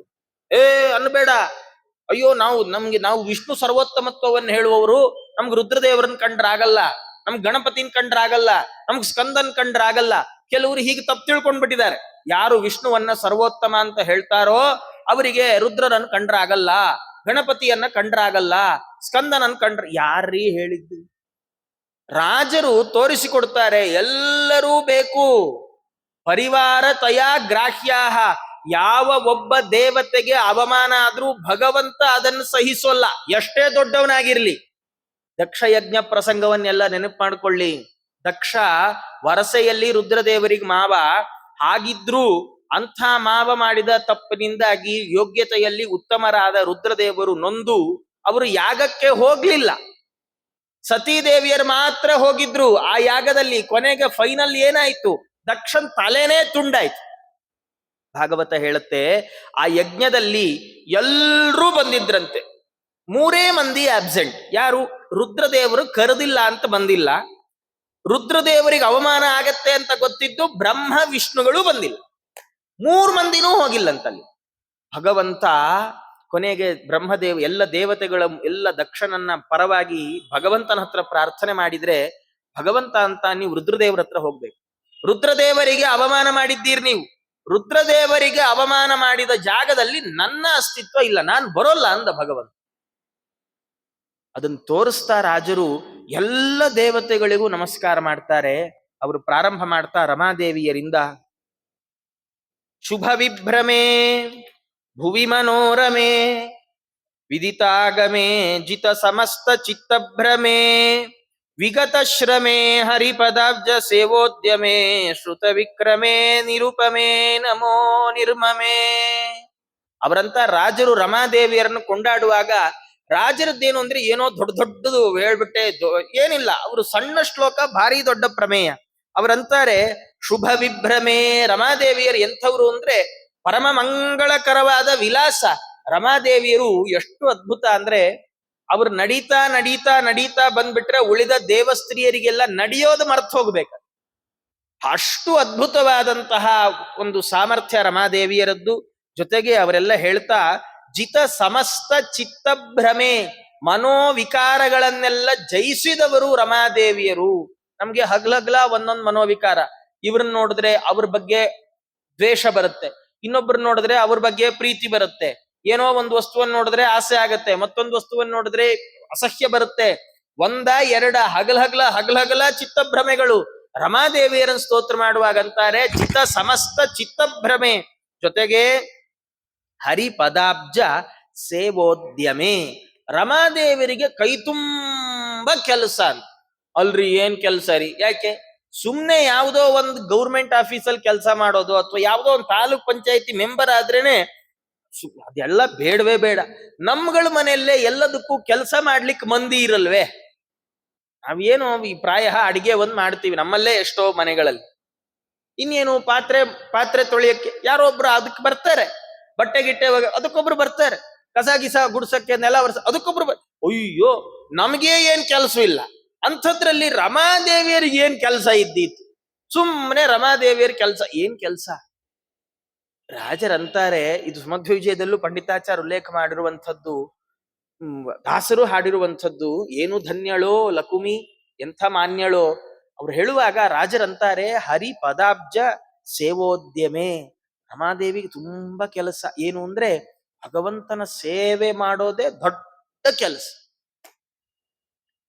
ದೊಡ್ಡ ಕೆಲಸ ಅಂದ್ರೆ ಸುಮಧ್ವಿಜಯದಲ್ಲಿ ಉಲ್ಲೇಖ ಮಾಡುವಾಗ ಅಂತಾರೆ, 100 ಮಂದಿ ಕೆಲಸದವ್ರು. ವೈಕುಂಠದಲ್ಲಿ ಏನ್ರಿ ಕೆಲಸ ಮಾಡೋರು ಕಡಿಮೆನೆ?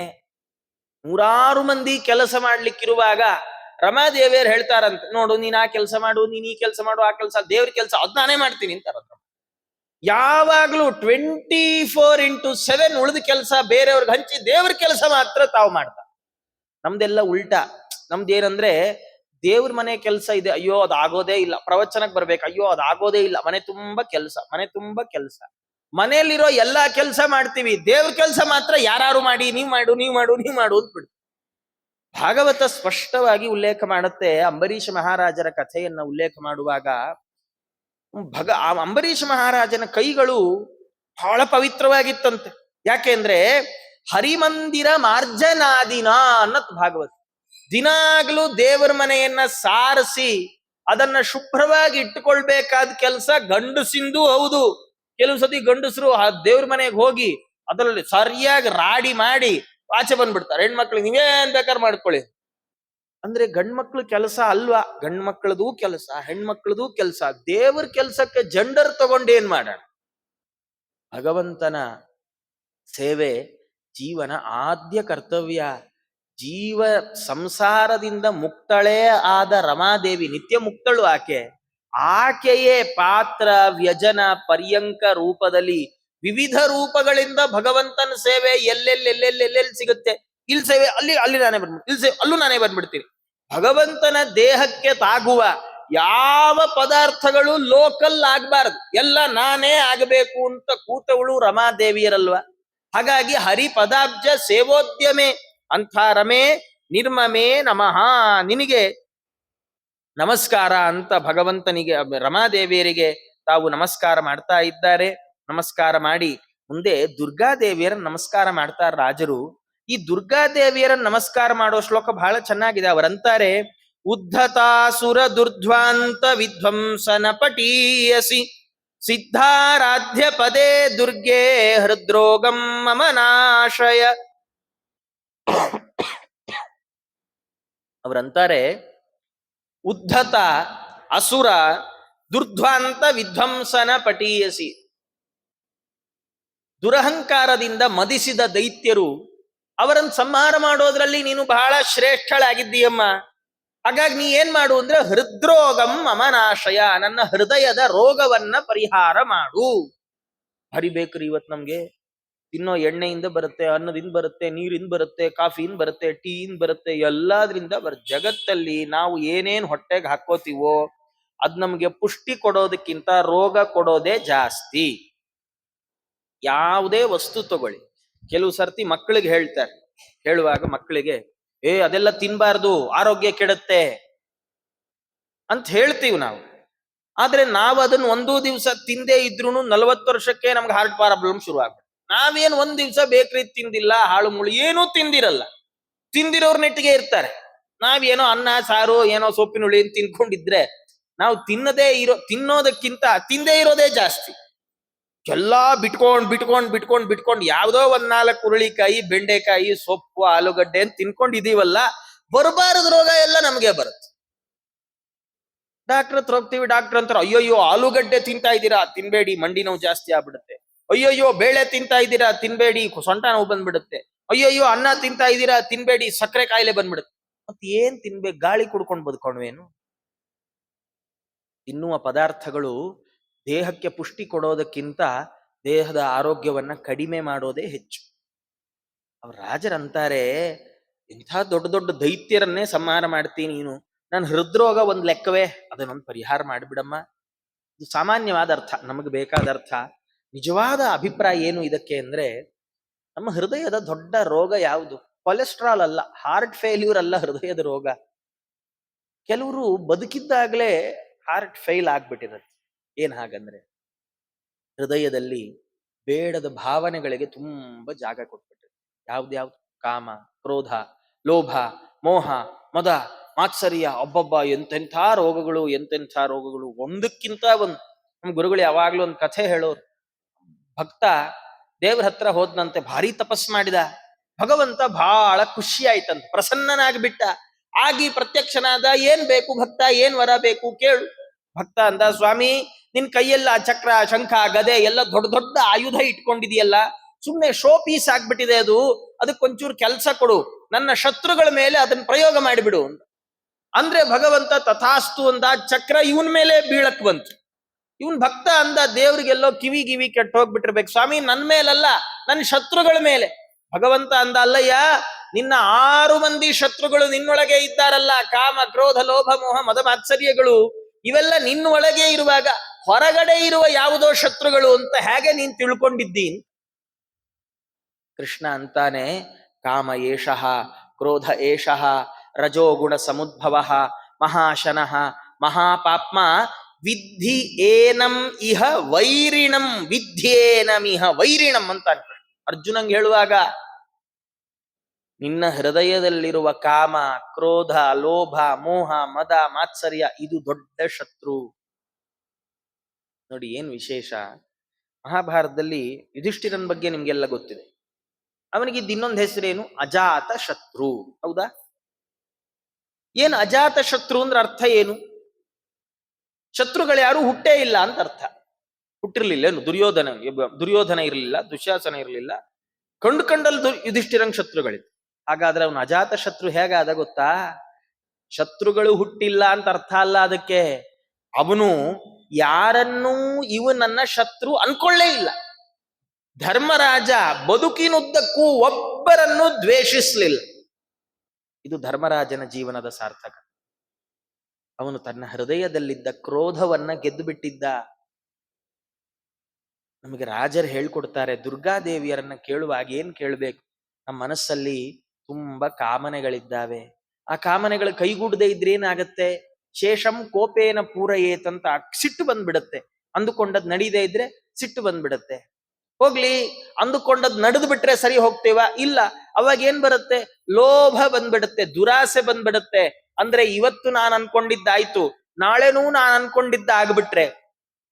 ತುಂಬಾ ದೊಡ್ಡದಕ್ಕೆ ಹೋಗ್ಬೇಕಿಲ್ಲ. ಈಗ ನಾನು ಉಪನ್ಯಾಸಕ್ಕೆ ಬರ್ತೀನಲ್ಲ, ಯಾವತ್ತೋ ಒಂದಿನ ನಾನು ನಮ್ಮ ಮನೆಯಿಂದ ಮಠಕ್ಕೆ 20 ನಿಮಿಷದಲ್ಲಿ ಬಂದ್ಬಿಟ್ರೆ, ಈಗ ದಿವಸ 6:30 ಹೊರಡ್ತೀನಿ. ಯಾಕೆ ಅಂದ್ರೆ 30 ನಿಮಿಷ ಬೇಕು ಅಂತ. ಅದೇ ನಾನು ಮೊದಲನೇ ದಿನ ಬರುವಾಗ 20 ನಿಮಿಷದಲ್ಲಿ ಬಂದ್ಬಿಟ್ರೆ, ಮರುದಿನ ನಾನು 6:40ಕ್ಕೆ ಹೊರಡ್ತೀನಿ. ಯಾಕೆ? 20 ನಿಮಿಷ ಸಾಕಲ್ಲ, ನಿನ್ನೆ ಹೋಗಿದ್ದೀನಲ್ಲ, ಇವತ್ತು 20 ನಿಮಿಷದಲ್ಲೇ ಹೋಗ್ಬಿಟ್ರೆ ಎಷ್ಟು ಚೆನ್ನಾಗಿ. ಲೋಭ ಇಷ್ಟೇ, ಸಣ್ಣದು. ಸಿಕ್ಕ್ರೆ ಲೋಭ, ಸಿಗದಿದ್ರೆ ಕ್ರೋಧ. ಹಾರ್ನೆಲ್ಲ ಹೊಡೆದು, ಪುಣ್ಯ ಏನು ಅಂದ್ರೆ ರಸ್ತೆಯಿಂದ ಗಾಡಿಯಿಂದ ಇಳಿಯಲ್ಲ, ರಸ್ತೆಯಲ್ಲಿ ಇಳ್ದಿದ್ರೆ ಆ ಇರೋ ಟ್ರಾಫಿಕ್ಗೆ ಅಲ್ಲೇ ಸೈಡ್ಗೆ ಹಾಕಿ ಎರಡು ಬಾರಿಸಿ, ಏನೋ ಗೊತ್ತಾಗಲ್ಲ ಹಂಗ ಓಡಿಸ್ತೀಯ ಅಂತ ಹೇಳ್ಬಿಡ್ಬೇಕು ಅಂತ. ನಾವ್ ಅಂದುಕೊಂಡದ್ ನಡೀದೇ ಇದ್ರೆ ಕ್ರೋಧ, ಅಂದುಕೊಂಡದ್ ನಡೆದ್ರೆ ಕಾಮನ ಪೂರ್ತಿ ಆದ್ರೆ ಲೋಭ, ಅಂದುಕೊಂಡದ್ ನಮ್ ಕೈಗೆ ಸಿಕ್ತೋ ದೊಡ್ಡ ದುರಹಂಕಾರ ಬಂದ್ಬಿಡುತ್ತೆ, ನನಗ್ಯಾರು ಸಮ, ನೋಡ್ದ್ಯಾ ಏನೋ ಅಂತ ಲೋಭ ಮದ. ಆಮೇಲೆ ನಂತರನೇ ಇನ್ನೊಬ್ಬನಿಗೂ ಸಿಕ್ಬಿಟ್ರೆ ಮಾತ್ಸರ್ಯ, ಹೊಟ್ಟೆ ಕಿಚ್ಚು ಶುರು ಆಗ್ಬಿಡುತ್ತೆ. ಈ 6 ಗುಣಗಳು ನಮ್ಮೊಳಗಿದ್ದಾವಲ್ಲ, ಇದು ನಮ್ಮ ಹೃದಯದಲ್ಲಿರುವ ದೊಡ್ಡ ರೋಗ. ಈ ರೋಗದಿಂದ ಮನುಷ್ಯ ಬದುಕಿದ್ದು ಸತ್ತಂತ. ದುರ್ಗಾದೇವಿಯರನ್ನು ಪ್ರಾರ್ಥನೆ ಮಾಡ್ಬೇಕಂತಮ್ಮ, ನೀ ಎಲ್ಲ ರಾಕ್ಷಸರನ್ನು ಸಂಹಾರ ಮಾಡ್ತಿ, ನನ್ನೊಳಗೂ 4-5-6 ರಾಕ್ಷಸರಿದ್ದಾರೆ ಕಾಮ ಕ್ರೋಧಾದಿಗಳು, ಅದನ್ನು ಸಂಹಾರ ಮಾಡಿ ಅನುಗ್ರಹ ಮಾಡು ಅಂತ ದುರ್ಗಾದೇವಿಯರನ್ನ ಪ್ರಾರ್ಥನೆ ಮಾಡಬೇಕು ಅಂತ ಹೀಗೆ ಹೇಳಿ ಮುಂದೆ ಬ್ರಹ್ಮದೇವರನ್ನ ಸ್ತೋತ್ರ ಮಾಡ್ತಾ ಇದ್ದಾರೆ. ಜಗತ್ ಸೃಷ್ಟ್ರೇ ಹರೇರ್ದ್ರಷ್ಟ್ರೇ ಸದಾ ಪೋಷ್ಟ್ರೇ ದಿವೌಕಸಾಂ ಮಖೈರ್ಯಷ್ಟ್ರೇ ಶ್ರುತೇರ್ಘೋಷ್ಟ್ರೇ ಮಮಾದೇಷ್ಟ್ರೇ ನಮೋ ನಮಃ. ಬ್ರಹ್ಮದೇವರನ್ನು ಪ್ರಾರ್ಥನೆ ಮಾಡುವಾಗ ಮೊದಲ ಪ್ರಾರ್ಥನೆ ಜಗತ್ ಸೃಷ್ಟ್ರೇ, ಜಗತ್ತನ್ನ ಸೃಷ್ಟಿ ಮಾಡಿದವರೇ. ಭಾರಿ ದೊಡ್ಡ ಕೆಲಸ ರೀ. ಏನಂದ್ರೆ ಭಗವಂತ ನಿಜವಾಗಿ ಸೃಷ್ಟಿಕರ್ತೃ ಭಗವಂತ. ಆದ್ರೆ ಭಗವಂತ ತನ್ನ ವಿಭೂತಿ ರೂಪವನ್ನ ಬ್ರಹ್ಮದೇವರೊಳಗಿಟ್ಟು ತಾನೇ ಸ್ವಯಂ ಆದೇಶ ಮಾಡಿ ನೀವು ಜಗತ್ತನ್ನ ಸೃಷ್ಟಿ ಮಾಡ್ರಿ ಅಂತ ಬ್ರಹ್ಮದೇವರಿಗೆ ಹೇಳ್ಬೇಕಾದ್ರೆ ಬ್ರಹ್ಮದೇವ್ರ ಮೇಲೆ ಎಷ್ಟು ನಂಬಿಕೆ ಭಗವಂತನಿಗೆ.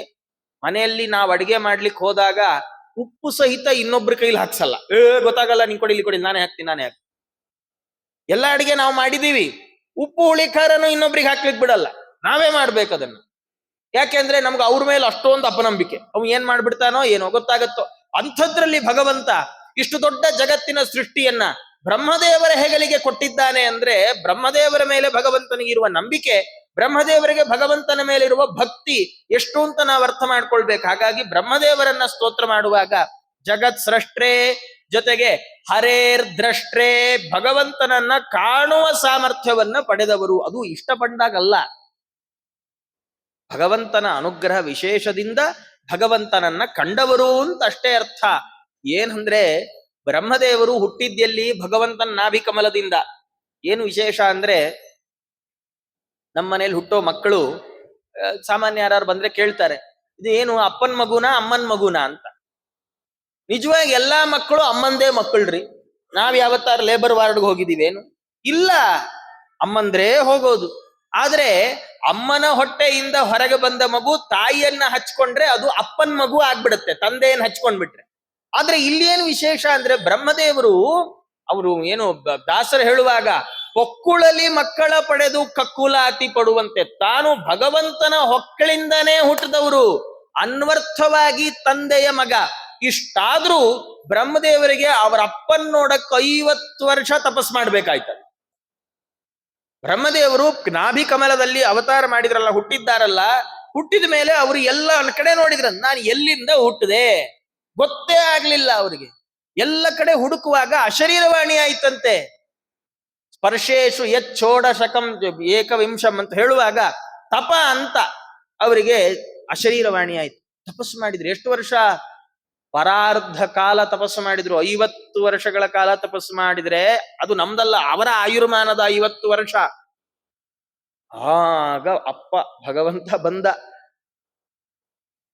ಸುಮ್ನೆ ದೇವರನ್ನ ನೋಡಿದವರು ಅಂತ ಕರೆಯಲ್ಲ.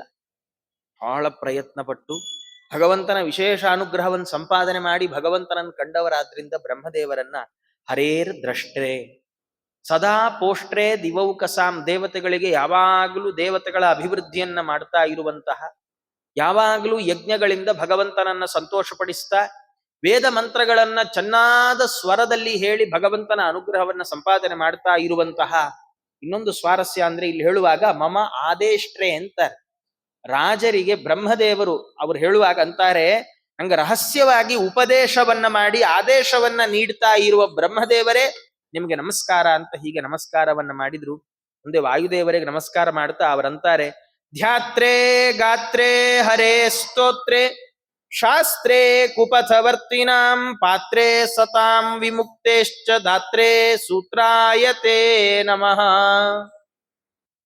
ಅವರಂತಾರೆ ಭಗವಂತ ವಾಯುದೇವರು ಎಂಥವ್ರು ಅಂದ್ರೆ ಧ್ಯಾತ್ರೆ, ಯಾವಾಗಲೂ ಭಗವಂತನ ಧ್ಯಾನ ಮಾಡ್ತಾನೇ ಇರ್ತಾರಂತ. ಎಷ್ಟು ಅಂದ್ರೆ 3 ಕೋಟಿ ರೂಪಗಳನ್ನು ತಗೊಂಡು ಪ್ರತಿಯೊಂದು ರೂಪದಿಂದಲೂ ಭಗವಂತನ ಧ್ಯಾನನೇ ಮಾಡ್ತಾ ಇರ್ತಾರೆ. ರಾಘವೇಂದ್ರ ಸ್ವಾಮಿಗಳವರು ಪ್ರಾತಃ ಸಂಕಲ್ಪ ಗದ್ಯದಲ್ಲಿ ಹೇಳುವಾಗ ವಾಯುದೇವರನ್ನು ವರ್ಣನೆ ಮಾಡುವಾಗ ಸಂಸಿದ್ಧ 7 ಕೋಟಿ ಮಹಾಮಂತ್ರಾಣಾಮ್ ಅಂತ ಆಚಾರ್ಯರ ಬಗ್ಗೆ ಹೇಳುವಾಗ 7 ಕೋಟಿ ಮಹಾಮಂತ್ರಗಳ ಸಿದ್ಧಿ.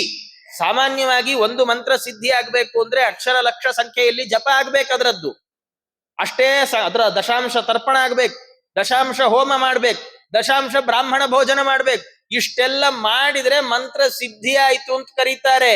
ಆದ್ರೆ ವಾಯುದೇವರನ್ನು ಹೇಳುವಾಗ ಅದು ಒಂದೆರಡಲ್ಲ. ನಮ್ ಹಣೆ ಬಾರಕ್ಕೆ ನಾವು ಮುಂಜಿ ಮಾಡಿಸ್ಕೊಂಡಿದ್ದ ದಿನ ಆಚಾರ್ಯ ಪಕ್ಕದಲ್ಲಿ ಕೂತಿದ್ದಕ್ 100 ಗಾಯತ್ರಿ ಮಾಡಿದ್ವಿ ಬಿಟ್ರೆ ಆಮೇಲೆ 10 ಗಾಯತ್ರಿ. ನಮ್ ಕಥೆ ಹೀಗೆ. ವಾಯುದೇವರ ಬಗ್ಗೆ ಹೇಳುವಾಗ ರಾಘವೇಂದ್ರ ಸ್ವಾಮಿಗಳಂತಾರೆ ಸಂಸಿದ್ಧ 7 ಕೋಟಿ ಮಹಾಮಂತ್ರಾಣ. ಯಾಕೆ ಅಂದ್ರೆ ಭಗವಂತನನ್ನು ಯಾವಾಗ್ಲೂ ಧ್ಯಾನ ಮಾಡ್ತಾ ಇದ್ದಾರೆ, ಯಾವಾಗಲೂ ಭಗವಂತನ ಸ್ತೋತ್ರ ಮಾಡ್ತಾನೇ ಇದ್ದಾರೆ. ಅದಕ್ಕೆ ಕರವ ಮುಗಿದ ಮುಖ್ಯ ಪ್ರಾಣ ಎಂದು ವಾಯುದೇವರು ಬೇರೆ ತರ ಇಲ್ವೇ ಇಲ್ಲ. ಪ್ರಾಣ ಪ್ರತೀಕಗಳು ಎಲ್ಲ ಹೀಗಿದೆ, ಹೀಗಿರ್ಬೇಕು, ಇಲ್ಲ ಅಂದ್ರೆ ಒಂದ್ ಮಾತ್ರ ಹೀಗೆ ಭಗವಂತನ ಹತ್ರ ಪ್ರಾರ್ಥನೆ ಮಾಡುವ ಭಂಗಿ. ಹೀಗೆ ಪ್ರಾಣದೇವರು ಯಾವಾಗ್ಲೂ ದೇವರ ಧ್ಯಾನ ಮಾಡ್ತಾ ದೇವರ ಸ್ತೋತ್ರ ಮಾಡ್ತಾ ಇದ್ದಾರೆ. ಜೊತೆಗೆ ಕುಪಥ ವರ್ತಿನಾಂ ಶಾಸ್ತ್ರೆ, ಯಾರು ಕೆಟ್ಟ ಮಾರ್ಗದಲ್ಲಿ ನಡೀತಾರೆ ಅವ್ರಿಗೆ 4 ಬಡಿತಾರೆ. ಸತಾಂ ಪಾತ್ರೆ ವಿಮುಕ್ತೇಹೇ ದಾತ್ರೆ, ಇನ್ನು ಸಜ್ಜನರನ್ನ ಚೆನ್ನಾಗಿ ರಕ್ಷಣೆ ಮಾಡ್ತಾರೆ, ಮೋಕ್ಷವನ್ನೂ ಕೊಟ್ಟು ಬಿಡ್ತಾರೆ. ಪ್ರಾಣದೇವರಿಗಿರುವ ಭಾರಿ ದೊಡ್ಡ ಕ್ವಾಲಿಟಿ ಏನ್ ಗೊತ್ತೋ, ಭಗವಂತನ ಬಳಿ ನಮ್ಮನ್ನು ಕರ್ಕೊಂಡು ಹೋಗಿ ನಮ್ಮ ಪರವಾಗಿ ಪ್ರಾಣದೇವ್ರು ಇನ್ಫ್ಲೂಯೆನ್ಸ್ ಮಾಡ್ತಾರೆ, ರೆಕಮೆಂಡೇಶನ್. ಸ್ವಾಮಿ ಇನ್ನೊಂಚೂರು ನೋಡು ಸ್ವಾಮಿ. ರಾಯರು ಹೇಳ್ತಾರೆ ಪ್ರಾತಃ ಸಂಕಲ್ಪ ಗದ್ಯದಲ್ಲಿ, ಶರಣಾಗತಂ ಭಗವತ್ ಪುರತಃ ಶರಣಾಗತಂ ದೀನಂ ದೂನ ಮನಾಥ ಮೇನ ಮುದ್ಧರೇತಿ ವಿಜ್ಞಾಪನ ಕರ್ತೃಣ.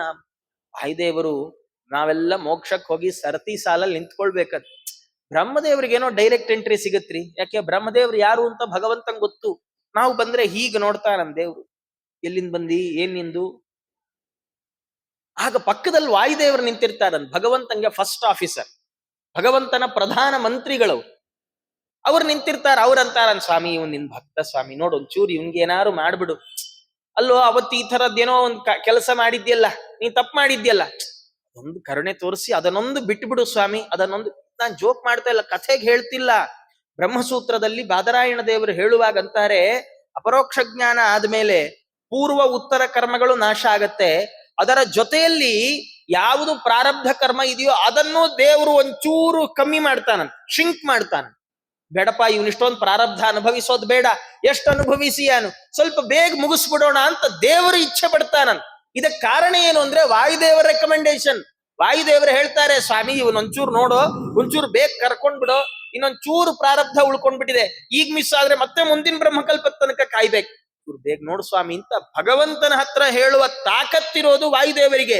ಅದಕ್ಕೆ ದೇವರಂತಾನಂದ್, ಅಲ್ಲಪ್ಪ ನೀವೇ ಎಲ್ಲ ಜೀವರಲ್ಲಿ ನಿಂತುಕೊಂಡು ಹಂಸ ಮಂತ್ರವನ್ನ ಜಪ ಮಾಡಿ ಜೀವರ ಸಾಧನೆಯನ್ನ ಕಣ್ಣಾರೆ ಕಂಡವರು ನೀವಾದ್ರಿಂದ ಎಲ್ಲಾದ್ರದ್ದು ಬೀಗದ ಕೈ ನಿಮ್ಮ ಹತ್ರನೇ ಇರ್ಲಿ. ಯಾವ್ದ್ಯಾವ್ದ್ರದ್ದು, ಮೋಕ್ಷದ್ದು, ಅಂಧನ್ ತಮಸ್ಸಿದ್ದು, ತತ್ವಜ್ಞಾನದ್ದು, ಎಲ್ಲದ್ರದ್ದು ಬೀಗದ ಕೈ ನಿಮ್ಮ ಹತ್ರವೇ ಇರ್ಲಿ. ಪಂಡಿತಾಚಾರ ಅಂತಾರೆ, ತತ್ವಜ್ಞಾನ್ ಮುಕ್ತಿಭಾಜ ಸುಖಯಸಿ ಗುರೋ ಯೋಗ್ಯತಾ ತಾರತಮ್ಯಾದಾಧತ್ಸೆ ಮಿಶ್ರ ಬುದ್ಧಿ ಸ್ತ್ರಿದಿವ ನಿರಯ ಭೂಗೋಚರಾನ್ ನಿತ್ಯಬದ್ಧಾನ್.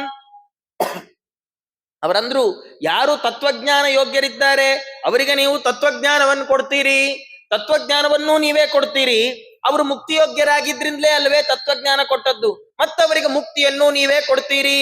ಇನ್ನು ಯಾರು ಮಿಶ್ರ ಬುದ್ಧಿಯವರಿದ್ದಾರೋ ಅಂದ್ರೆ ದೇವ್ರು ಬೇಕು ಅಂತಾರೆ, ನಾಳೆ ದೇವ್ರು ಬೇಡ ಅಂತಾರೆ. ಹೀಗೆ ಯಾರು ಮಿಶ್ರ ಬುದ್ಧಿಯವರಿದ್ದಾರೋ ಅವರನ್ನ ತ್ರಿದಿವ ನಿರಯ ಭೂಗೋಚರಾನ್ ನಿತ್ಯಬದ್ಧಾನ್, ಅವರನ್ನ ನೀವು ಚೆನ್ನಾಗಿ ತಿರುಗಾಡಿಸ್ತೀರಿ. ಏನ್ ತಿರುಗಾಡಿಸೋದು ಅಂದ್ರೆ ತ್ರಿದಿವ ನಿರಯ ಭೂ, ಒಂದೋ ಸ್ವರ್ಗಕ್ಕೆ ಹಾಕ್ತೀರಿ, ಪುಣ್ಯ ಮಾಡಿದ್ರೆ ಪುಣ್ಯ ಮುಗೀತಾ ಭೂಮಿಗೆ ಕರ್ಕೊಂಡ್ ಬರ್ತೀರಿ, ಮತ್ತೆ ಪಾಪ ಮಾಡಿದ್ನ ನರಕಕ್ಕೆ ಹಾಕ್ತೀರಿ, ಅದನ್ನ ಅನುಭವಿಸಿ ಮುಗೀತಾ ಮತ್ತೆ ಭೂಮಿಗೆ ಕರ್ಕೊಂಡ್ ಬರ್ತೀರಿ. ಹೀಗೆ ತ್ರಿದಿವ ಸ್ವರ್ಗ, ನಿರಯ ನರಕ, ಭೂ ಅಂದ್ರೆ ಭೂಮಿ, ಗೋಚರಾನ್ ನಿತ್ಯಬದ್ಧಾನ್. ಆಮೇಲೆ ತಾಮಿಶ್ರಾಂದಾಧಿಕಾಖ್ಯೆ ತಮಸಿ ಸುಬಹುಲಂ ದುಃಖ ಯಸ್ಯನ್ಯಥಾ ಜ್ಞಾನ್. ಯಾರು ಅನ್ಯಥಾ ಜ್ಞಾನಿಗಳಿದ್ದಾರೆ, ನಾನು ದೇವರು ಒಂದೇ ಅಂತಾರೆ, ದೇವರೇ ಇಲ್ಲ ಅಂತಾರೆ, ದೇವರಿದ್ರು ಆಟಕ್ಕುಂಟು ಲೆಕ್ಕಕ್ಕಿಲ್ಲ ಡಮ್ಮಿ ಪೀಸು ಅಂತಾರೆ, ದೇವರಿದ್ದಾನಾದ್ರೆ ಸರ್ವೋತ್ತಮ ಅಲ್ಲ ಅಂತಾರೆ. ಇಂಥ ಅನ್ಯಥ ಜ್ಞಾನ್ ಯಾರಿದ್ದಾರೆ ಅನ್ಯಥಾ ಜ್ಞಾನಿಗಳು, ಅವರನ್ನ ತಾಮಿಸ್ರ ಅಂದಾಧಿಕಾಖ್ಯೆ ತಮಸಿ, ತಾಮಿಸ್ರ ಅಂಧತಾಮಿಸ್ರ ಮೊದಲಾದ ತಮಸ್ಸಿನಲ್ಲಿ ಸುಬಹುಲಂ ದುಃಖಯಸಿ, ಚೆನ್ನಾಗಿ ದುಃಖ ಕೊಡ್ತಾರ. ಭೂಯಾಸೃಂಗ್ ಮೂತ್ರ ವಿಷ್ಟ ಕ್ರಿಮಿಕುಲ ಕಲಿಲೆ ತಕ್ಷಣ ಕ್ಷಿಪ್ತ ಶಕ್ತಿಯ ದ್ಯಸ್ರ ವ್ರಾತಾರ್ಧಿ ತಾಂಸ್ವದ್ವಿಷೌಪಜಿಹತೆ ವಜ್ರಕಲ್ಪಾದಲೂಕಾಹ. ನಿಜವಾಗಿ ವಾಯುಸ್ತುತಿಯನ್ನ ಚೂರ್ ಅರ್ಥ ಮಾಡ್ಕೊಂಡು ಓದ್ಬಿಟ್ರೆ ತಪ್ಪು ಮಾಡಕ್ಕೆ ನಮ್ಮ ಮೈ ನಡಗಬೇಕು. ವಾಯುದೇವರ ಬಗ್ಗೆ ಎಂಥ ಶ್ರದ್ಧೆ ಬರಬೇಕು. ಪಂಡಿತಾಚಾರ್ಯ ರಚನೆ ಹಾಗೆ ಮಾಡ್ತೀರಿ ನೀವು. ಅಲ್ಲ, ನಿಮ್ಗೆ ಇಷ್ಟೆಲ್ಲ ಮಾಡ್ಲಿಕ್ಕೆ ಅಥಾರಿಟಿ ಯಾರು ಕೊಟ್ಟಿದ್ದು? ಅವರಂತಾರೆ ಅಂತ ತಾಮಿಸ್ರ ಅಂದಾಧಿಕಾಖ್ಯೆ ತಮಸಿ ಸುಬಹುಲಂ ದುಃಖ ಯಸ್ಯನ್ಯಥಾಜ್ಞಾನ್. ಯಾರ ಆದೇಶ? ವಿಷ್ಣೋರಾಜ್ಞಾಭಿರಿತ್ತಂ ಶ್ರುತಿಶತಮಿತಿಹಾಸಾದಿ ಚಾಕರಣಯಾಮಃ. ಭಗವಂತನ ಆದೇಶದಂತೆ ನಿಮ್ಮಿಂದ ಈ ಎಲ್ಲ ಕಾರ್ಯಗಳು ನಡೆಯುತ್ತೆ. ನಾನು ಹೇಳ್ತಾ ಇಲ್ಲ, ಶ್ರುತಿ ಶತಂ ಇತಿಹಾಸಾದಿ ಚ ಅಕರ್ಣಯಾಮಃ. 100 ಶ್ರುತಿಗಳು ಸ್ಮೃತಿಗಳು ಇತಿಹಾಸ ಪುರಾಣಗಳಲ್ಲಿ ಎಲ್ಲ ಕಥೆ ಬಂದಿದೆ ಸ್ವಾಮಿ. ಅದನ್ನೆಲ್ಲ ವಾದಿರಾಜ ಸ್ವಾಮಿಗಳವರು ಸಣ್ಣ ಪದ್ಯದಲ್ಲಿ ನೆನಪಿಸ್ತಾ, ಶಾಸ್ತ್ರೇ ಕುಪಥವರ್ತಿನಾಂ ಪಾತ್ರೇ ಸತಾಂ ವಿಮುಕ್ತೇಶ್ಚ ದಾತ್ರೇ ಸೂತ್ರಾಯತೆ ನಮಃ. ಅವರವರ ಯೋಗ್ಯತಾನುಸಾರ ತತ್ವಜ್ಞಾನವನ್ನು ಕೊಟ್ಟು ಮೋಕ್ಷವನ್ನು ಕೊಡ್ತೀರಿ, ಮಿಥ್ಯಾಜ್ಞಾನವನ್ನು ಕೊಟ್ಟು ತಮಸ್ಸಿಗೆ ಕಳಿಸ್ತೀರಿ. ಯಾರು ಸಜ್ಜನರಿದ್ದಾರೋ ಅವರನ್ನು ಉದ್ಧಾರ ಮಾಡುವ ಜವಾಬ್ದಾರಿ ತಗೊಂಡ ಹಾಗೆ ದುರ್ಜನರನ್ನ ತುಳಿಯುವ ಜವಾಬ್ದಾರಿಯನ್ನು ನೀವು ತಗೊಂಡಿದ್ದೀರಿ. ಅಂತಹ ಸೂತ್ರಾಯ ತೇ ನಮಃ. ಸೂತ್ರ ಅನ್ನೋದು ವಾಯುದೇವರ ಹೆಸರು, ಹಿಂಗೆಲ್ಲ ಗೊತ್ತೇ ಇದೆ. ಸೂತ್ರ ನಾಮಕನ ಮಧ್ವನಾಮದಲ್ಲಿ ಹೇಳುವಾಗ್ಲೂ ಈ ಹೆಸರನ್ನ ಅಲ್ಲಿ ಹೇಳ್ತಾರೆ. ಜಗನ್ನಾಥದಾಸರು ಬೇಕಾದಷ್ಟು ಕಡೆ ಉಲ್ಲೇಖ ಮಾಡ್ತಾರೆ. ಸೂತ್ರ ಅನ್ನೋದು ವಾಯುದೇವರ ಹೆಸರು. ಸೂತ್ರಾಯ, ಸೂತ್ರ ನಾಮಕರಾದ ವಾಯುದೇವರೇ ನಿಮಗೆ ನಮಸ್ಕಾರ ಅಂತ ವಾಯುದೇವರನ್ನ ನಮಸ್ಕಾರ ಮಾಡಿದ್ದಾರೆ. ಮಾಡಿ ಹನುಮಂತ ದೇವರನ್ನ, ಭೀಮಸೇನ ದೇವರನ್ನ, ಮಧ್ವಾಚಾರ್ಯರನ್ನ ನಮಸ್ಕಾರ ಮಾಡ್ತಾ ಅವರಂತಾರೆ, ನಮೋ ಹನುಮತೆ ರಾಮಧೀಮತೆ ಜಿತಕಾಮತೆ ಮಮೇಷ್ಟಂ ದಧತೆ ಸೀತಾಕೃತೆ ಶತ್ರುಜಿತೇ ಸತೆ. ಅವರಂದ್ರು ಹನುಮಂತ ದೇವರಿಗೆ ನಮಸ್ಕಾರ. ಎಂಥವ್ರು? ರಾಮಧೀಮತೆ, ತಲೆಯಲ್ಲಿ ರಾಮನನ್ನೇ ತುಂಬಿಕೊಂಡಿದ್ದಾರೆ. ಅವ್ರ ತಲೆಯಲ್ಲಿ ಬೇರೆ ಏನಿಲ್ಲ. ಹನುಮಂತ ದೇವರ ತಲೆ ಒಳಗೆ ಇಣುಕು ನೋಡಿದ್ರೆ ಇನ್ನೊಂದು ವಿಷಯ ಸಿಗಬಾರದು. ರಾಮ ರಾಮ ರಾಮ ರಾಮ ರಾಮ ರಾಮ ರಾಮ, ಯಾವಾಗ್ಲೂ ರಾಮ. ಎಷ್ಟದ್ಭುತ ಅಂದ್ರೆ, ರಾಮದೇವರ ಬಗ್ಗೆ ಹಾಡ್ತಾ ಹಾಡ್ತಾ ಪಂಡಿತಾಚಾರ್ಯರು ಮಣಿಮಂಜರಿ ಗ್ರಂಥದಲ್ಲಿ ಹೇಳುವಾಗಂತಾರೆ, ಹಾ ರಾಮ ರಾಮೇತಿ ಸದೋಪಗಾಯನ್ ಪ್ರಾಭಂಜನಿ ಕಿಂ ಪುರುಷೇಶು ರೇಮೆ. ರಾಮದೇವರೇನೋ ತಾವು ಅವತಾರ ಉಪಸಂಹಾರ ಮಾಡಿ ಹೋದ್ರು. ಹನುಮಂತ ದೇವ್ರಿಗಂದ್ರು, ಅಪ್ಪ ನೀ ಬರ್ಬೇಡು ಹನುಮ, ತುಂಬಾ ಜನ ಭಕ್ತರು ಕಾಯ್ಕೊಂಡಿದ್ದಾರೆ, ನೀ ಇಲ್ಲೇ ಇರೋ ಅಂದ್ರೆ ಹನುಮಂತ ದೇವರು ಹಾಗೆ ಆಗ್ಲಿ ಸ್ವಾಮಿ ಅಂತ ಹೇಳಿ ರಾಮದೇವರ ಒಂದು ರೂಪ ಇಸ್ಕೊಂಡ್ರನ್. ಸ್ವಾಮಿ ನಾನು ಇಲ್ಲಿ ಇರ್ತೀನಿ, ಆದ್ರೆ ನಂಗೆ ನಿಂದೊಂದು ರೂಪ ಬೇಕಲ್ಲ ಅಂತ ಹೇಳಿ ಹನುಮಂತ ದೇವರಿಗೋಸ್ಕರ ಕಿಂಪುರುಷ ಖಂಡದಲ್ಲಿ ರಾಮದೇವರು ಒಂದು ರೂಪದಿಂದ ತಾವೇ ನಿಂತಿದ್ದಾರೆ. ಅಲ್ಲಿ ರಾಮ ರಾಮ ಅಂತ ರಾಮನಾಮವನ್ನ ಗಾನ ಮಾಡ್ತಾ ಹನುಮಂತ ದೇವರು ಹಾಗೇ ಇದ್ದಾರೆ ಇಲ್ಲಿವರೆಗೂ. ನಮ್ಗೆಲ್ಲ ಇವತ್ತಿನ ಮಕ್ಕಳಿಗೆಲ್ಲ ಮನೆಯಲ್ಲಿ ಯಾರು ಬಂದ್ರು ಹೋದ್ರು ಏನಾದ್ರೂ ಗೊತ್ತಾಗಲ್ಲ. ವೈಫೈ ಇಂಟರ್ನೆಟ್ ಕಟ್ಟಾದ್ರೆ ಮಾತ್ರ ಗೊತ್ತಾಗತ್ತೆ, ಇನ್ ಏನಾದ್ರೂ ಗೊತ್ತಾಗಲ್ಲ. ಎಷ್ಟೋ ಬಾರಿ ಅಯ್ಯೋ ಮನೆಗೆ ಅಪ್ಪ ಅಪ್ಪ ಎಲ್ಲೋಗ್ಬಿಟ್ರು, ಎಲ್ಲೋ ಅಪ್ಪ ಆಫೀಸ್ಗೆ ಹೋಗ್ಬಿಟ್ಟಿರ್ತಾನೆ, ಅಮ್ಮ ಎಲ್ಲೋಗ್ಬಿಟ್ರು, ಅಮ್ಮ ಎಲ್ಲೋ ಹೊರಗೆ ಹೋಗ್ಬಿಟ್ಟಿರ್ತಾಳೆ, ಈ ಮಗು ಒಂದೇ ಮನೇಲಿ ಇರುತ್ತ್ರಿ. ಆದ್ರೂ ಏನ್ ಚಿಂತೆ ಇಲ್ಲ, ಎಲ್ಲಿವರೆಗೂ ಕೈಯಲ್ಲಿ ಮೊಬೈಲ್ ಇದೆ, ಅದ್ರಲ್ಲಿ ನೆಟ್ವರ್ಕ್ ಇದೆ, ನೆಟ್ವರ್ಕ್ ರೀಚಾರ್ಜ್ ಆಗಿದೆ, ಯಾರು ಬರ್ಲಿ ಹೋಗ್ಲಿ ಏನಾರಾಗ್ಲಿ ಜಗತ್ತೇ ಮುಳುಗೋಗ್ಲಿ ನಮ್ಗೇನ್ ಚಿಂತೆ ಇಲ್ಲ. ಅದು ಒಂಥರ ಏಕಾಗ್ರತೆ. ನಮ್ಗದ್ ಅಲ್ಲಿ ಕೆಟ್ಟದ್ರಲ್ಲಿ ಬಂದ್ಬಿಡುತ್ತೆ, ಒಳ್ಳೇದ್ರಲ್ಲಿ ಬರಲ್ಲ, ಅದೇ ಪ್ರಾಬ್ಲಮ್ ಅಷ್ಟೇ.